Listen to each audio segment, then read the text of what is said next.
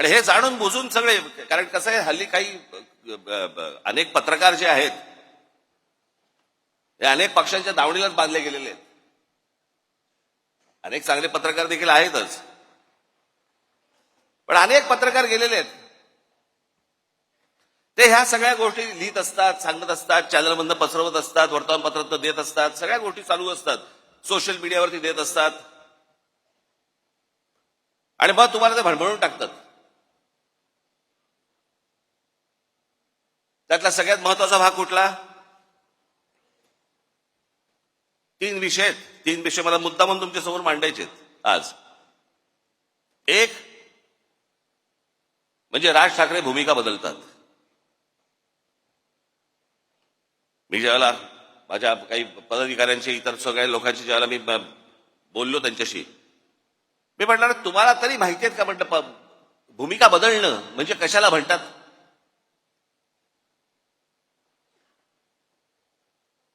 मी आज मुद्दा म्हणून तुमच्यासाठी काही गोष्टी इथे आणल्या आहेत. या महाराष्ट्रामध्ये, देशामध्ये कशा कशा प्रकारच्या भूमिका लोकांनी बदलल्या आणि आपण काय केलं.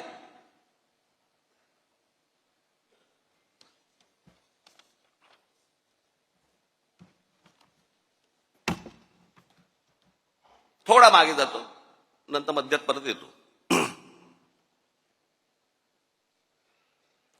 मी काय सांगतोय तुम्ही नीट ऐका. या देशाला ज्या वेळेला स्वातंत्र्य मिळालं, त्या स्वातंत्र्य मिळाल्यानंतर पहिली निवडणूक या देशामधली ही 1952 साली झाली. आणि ह्या 52 साली ज्या वेळेला ही निवडणूक झाली, त्यावेळेला नुकताच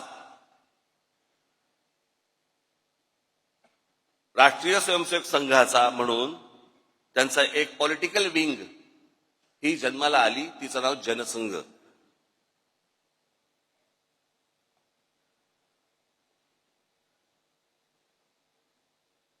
हिंदुत्व वगैरे वगैरे अनेक गोष्टी ते मांडत आले आजपर्यंत, त्याचा काही विषयच येत नाही.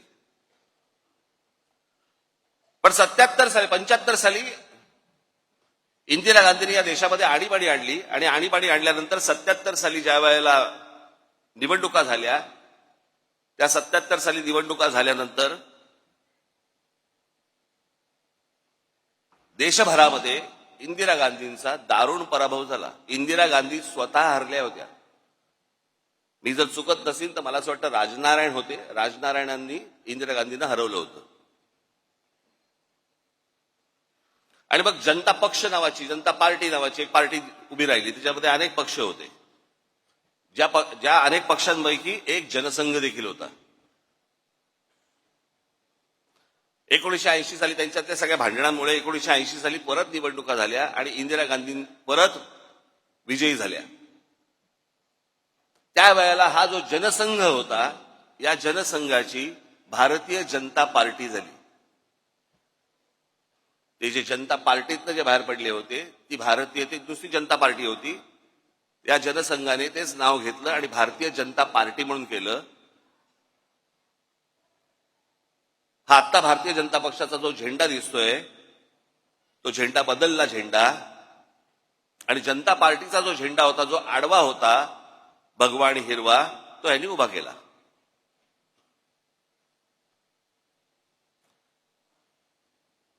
आणि हिंदुत्व या विषयावरती आजपर्यंत जे जनसंघाने ज्या गोष्टी केल्या, 80 साली ज्याला भारतीय जनता पक्ष म्हणून जेव्हा झाला, भारतीय जनता पार्टी म्हणून जेव्हा झाली, त्यावेळेला अटल बिहारी वाजपेयी त्याचे अध्यक्ष झाले आणि त्यांनी संपूर्णपणे पक्षाची भूमिका बदलली आणि गांधीवादी समाजवाद यापुढे आम्ही पाळू ही भूमिका घेतली. गांधीवादी समाजवाद.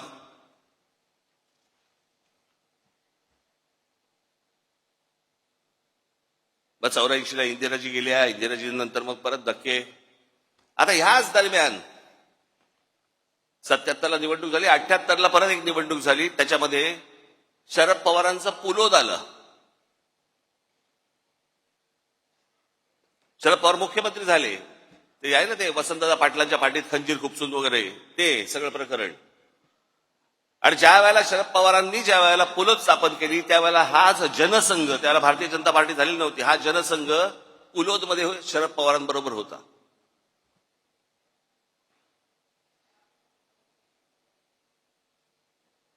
मी काय सांगतोय तुमच्या लक्षात येईल मी आता. आणि आता हे जे सगळं चालू आहे ना,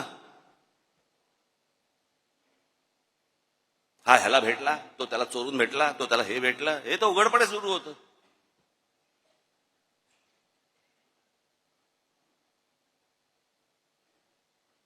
त्याच 78ला म्हणजे मुळात 77-75 पासून शिवसेनेने काँग्रेसच्या आणीबाणीला पाठिंबा दिला होता. 80ची निवडणूक ही शिवसेनेने एकही जागा लढवली नव्हती, परंतु काँग्रेस आणि शिवसेना यांची युती होती.